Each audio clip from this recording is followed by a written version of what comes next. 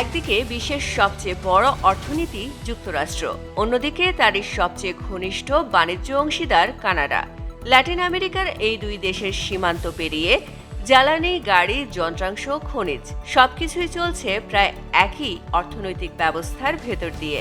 সেই সম্পর্কেই বড় ফাটল ধরেছে কানাডার ওপর যুক্তরাষ্ট্রের 50% শুল্ক আরোপে। দীর্ঘদিনের মিত্র ও অর্থনৈতিক অংশীদার দুটি দেশ ক্রমবর্ধমান এক বাণিজ্য যুদ্ধে জড়িয়ে পড়েছে এবং এর সমাধান কোন দিকে তা স্পষ্ট নয়। এই বাণিজ্য যুদ্ধে আসলে কে বেশি চাপের মুখে আর কোথায় গিয়ে থামবে এই সংঘাত? কানাডার পণ্যের সবচেয়ে বড় বাজার যুক্তরাষ্ট্র। 2025 সালে কানাডার পণ্য রপ্তানির প্রায় 72% গন্তব্য ছিল যুক্তরাষ্ট্র।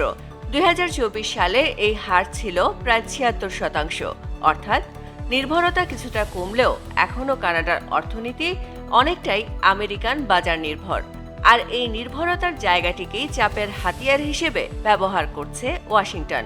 সর্বশেষ বাণিজ্য আলোচনা ভেস্তে যাওয়ার পর যুক্তরাষ্ট্র প্রায় $20 বিলিয়ন কানাডীয় পণ্যের ওপর 50% শুল্ক আরোপ করে। এর জবাবে প্রধানমন্ত্রী মার্ক কার্নি বলেছেন, যুক্তরাষ্ট্র যতটা শুল্ক দেবে কানাডাও ঠিক ততটাই দেবে। এই পাল্টা শুল্ক কার্যকর হওয়ার কথা 8 সেপ্টেম্বর। লক্ষ্য করা হচ্ছে ইস্পাত, দুগ্ধপণ্য, গৃহস্থালী যন্ত্রপাতি, কৃষিযন্ত্র, পাল্প ও কাগজ এবং ইলেকট্রনিক্সের মতো খাত। গত 24 আগস্ট ট্রাম্প হুমকি দিয়েছেন, আগামী বছরের 1 জানুয়ারি থেকে কানাডার তৈরি গাড়ি, ট্রাক ও যন্ত্রাংশের ওপর শুল্ক 50% উন্নীত করা হতে পারে। আর এটি কার্যকর হলে সংকট শুধু কানাডার নয়, যুক্তরাষ্ট্রের জন্য। কারণ দুই দেশের গাড়ি শিল্প এতটাই পরস্পর নির্ভরশীল যে এটি গাড়ির যন্ত্রাংশ উৎপাদন থেকে সংযোজন পুরো প্রক্রিয়ায় একাধিকবার সীমান্ত পার হতে হয়। অর্থাৎ কানাডার ওপর শুল্ক একপাক্ষিকভাবে শুধুমাত্র কানাডার ক্ষতি নয়, এতে মার্কিন গাড়ি নির্মাতা ও ভোক্তার ওপরও বাড়তি খরচের চাপ বাড়বে। তবে কানাডার মূল অস্ত্র জ্বালানি।